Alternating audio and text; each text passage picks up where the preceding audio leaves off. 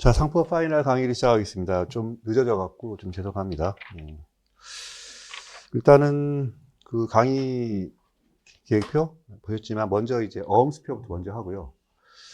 그리고 보험법은 좀 시간이 너무 없기 때문에 절대 하지 못하고 여기서 이제 그거만 보험자 대위와 뭐 책임보험 정도 그 정도만 하고 갈 거예요. 저희한테 주어진 시간이 한 토요일까지죠. 네, 토요일까지이기 때문에 이게 좀 시간적인 그런 압박이 좀 있어요. 그래서 보험 중요하긴 한데, 보험 하여튼 그 두 개 정도밖에 다루지 못합니다. 그리고 나머지는 이제 상충상이, 그 다음에 회사 이렇게 진행될 거예요. 그래서, 그리고 또, 물론 이제 이걸 다 다루면 좋은데, 여기는 교재인 걸. 근데 뭐 시간이 좀 부족하기 때문에 좀 넘어가는 것도 좀 있을 겁니다. 그리고 양해를 좀 할게요. 하지만 여러분들은 근데 당연히 그 복습할 때는 다 풀어보셔야 돼요. 이게 파이널 교재잖아. 이게 제일 얇은 거잖아요. 이게.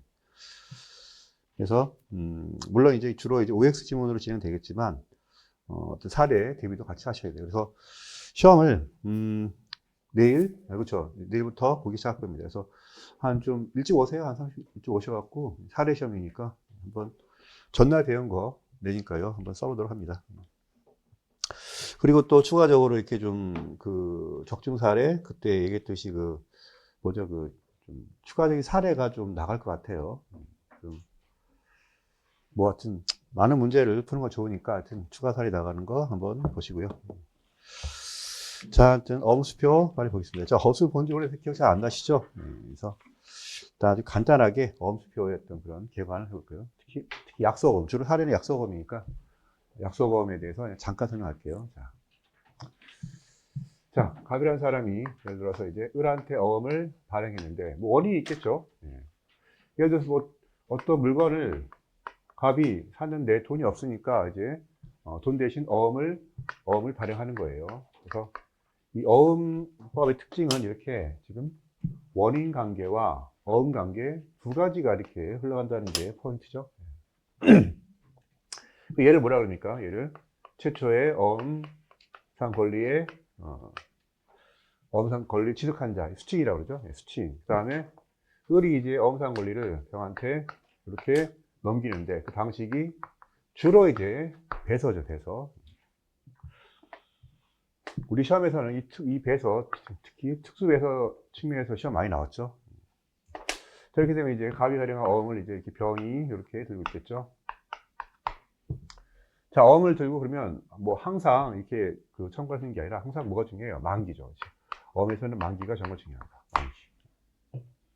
변제기죠. 변제기 특별히. 그래서 어음에서의 변제기는 이제 만기라고 하는데 변제기. 같은 말 뭐 있죠? 지급기일. 그런 말이 다 같은 말이에요. 자, 이 상태에서 이제 병이 어음상 권리를 취득하면 이렇게 이제 갑한테 만기에서 가겠죠, 그렇죠? 예. 근데 갑은 누구죠? 갑은 약속어음의 발행이죠. 약속어음의 발행인.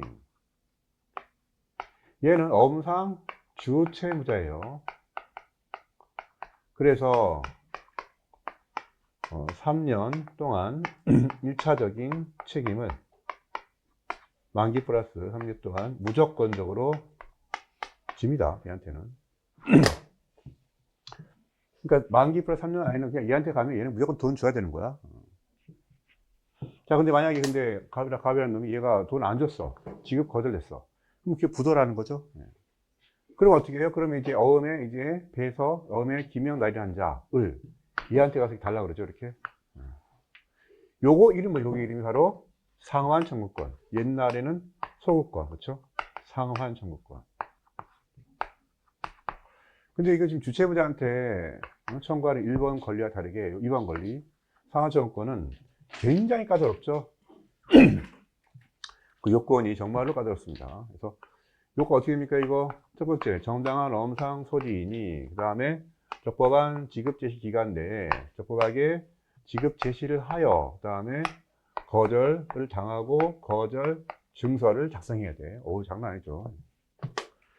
이렇게 복잡한 요건을 갖춰야지만 비로소 자신의 전자, 왼쪽에 있는 사람 전자예요. 청구할 수 있는 겁니다. 알겠습니다. 그래서 이제 이제 어음을 소지하게 되면 이렇게 지금 주체모자에 대한 권리하고 이제 배선에 대한 권리, 물론 어음 보증이 있으면 보증에 대한 권리도 가능합니다. 이런 권리들이 있게 돼요. 그래서 만약에 갑이라든가 을이 하여튼 어음상 어음금을 다 지급을 하면 어떻게 돼요? 우리가 이제 그 연대채무 이런 데서 연대채무 기억납니까? 한 놈이라도 갚으면 이 채무가 소멸되죠, 그죠? 그게 연대채무 특징이잖아요. 한 사람이라도 갚게 되면 그 채무가 다 없어지잖아. 근데 여긴 그렇잖아. 만약에 갑이 어음금을 만약에 지급하잖아요. 그러면 얘를 중심으로 오른쪽에는 다 사라져. 뭐가? 원인 관계와 어음 관계와 원인 관계. 이게 다 이렇게 다 사라지죠. 근데 얘가 만약에 어음금 갚으면 얘를 중심으로 오른쪽만 사라지고 왼쪽 여전히 존재하는 거예요. 그러한 책임 성격이 뭐죠? 바로 합동 책임이죠. 합동 책임. 되게 특이하죠. 그래서 누가 어음금을 지급했는지도 굉장히 중요합니다. 자, 이걸 권리취득이고요. 권리취득하는데 이렇게 일반적인 승계취득도 있지만 또 그렇죠. 중간에 무권리자 등장하면 뭐가 등장해? 그렇죠. 반드시 선의 취득이 문제되는 거예요. 이거 학생들이 정말 잘 빼먹는데 중간에 무권리자 또는 어떤 그 어음행위 하자가 존재하게 되면 반드시 선의 취득을 고려하셔야 돼요. 이거 빼먹지 마세요. 그때. 자, 하여튼 권리를 지금 병이 갖고 있는데 그러면 갑이라든가 을은 항상 그러면 돈을 줘야 돼? 그렇진 않죠. 그게 바로 항변의 문제죠. 항변의 문제. 항변. 만약 예를 들어서 이제 을이 갑한테 사실은 사기를 쳤어요. 사기를 쳐갖고 갑이 괘씸해서 요 원인 관계 요거를 이렇게 취소합니다. 이렇게 원인 관계가 취소되면 어음 관계도 취소됩니까? 그렇지 않죠. 두 개는 별개이기 때문에 여기다 이거 취소했다고 해서 얘까지 동시에 취소되는 건 아니에요. 그리고 뭐라 그러죠? 그걸 무인성. 그렇죠? 무인성. 원인 행위에 영향받지 않습니다. 자, 그런 경우에 만약에 이제 을이 어음 들고 가방 청구했다. 돈 주세요. 그러면 갑이 뭐라 그래? 야, 너 잘 왔어. 너 나 사기쳤지 나한테 돈 못 줘.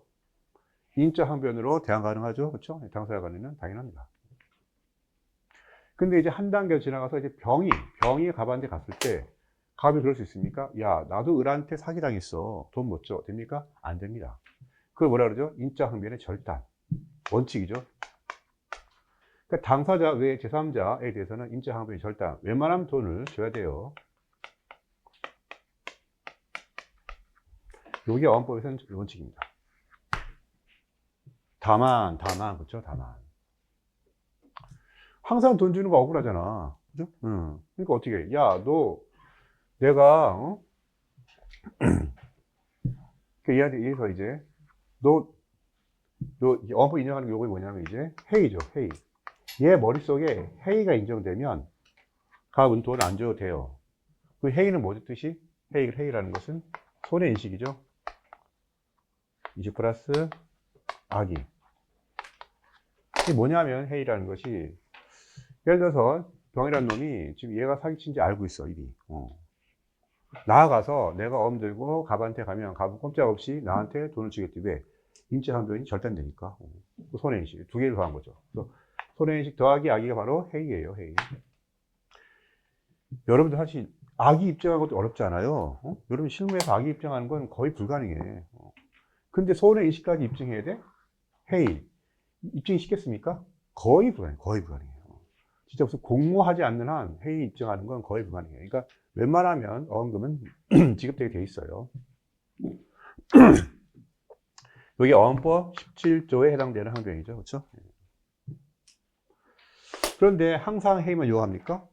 그렇지 않은 것도 있죠. 어음법 17조가 적용되지 않는 항변도 있죠. 이거 뭐라 그러죠? 이게 악의 또는 그다음에 중과실의 항변.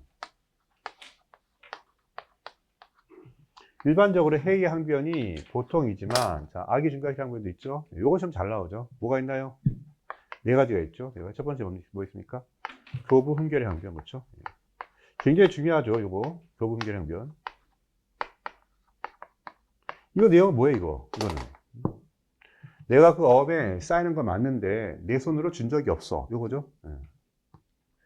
위조랑 달라. 위조는 내가 내가 그 어음에 사인한 적이 없는 거죠.